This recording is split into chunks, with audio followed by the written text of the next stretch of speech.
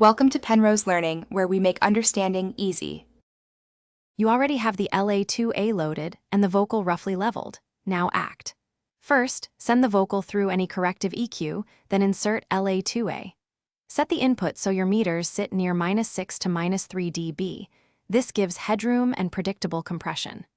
Once done, switch the optical mode to compress and dial peak reduction to about 3.5 to hear gentle gain control. Make sure output gain is near unity so you can compare before and after quickly. This is your listening baseline.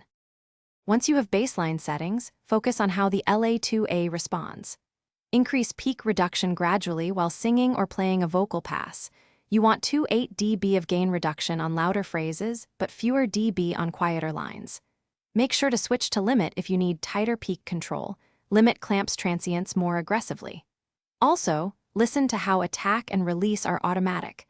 Lean on your ears and tweak input and output so the perceived loudness remains consistent while dynamics smooth out. Trust the meter as a guide. Finish by comparing compressed versus bypassed vocal. Make sure you match perceived loudness before deciding if the LA2A improves the take.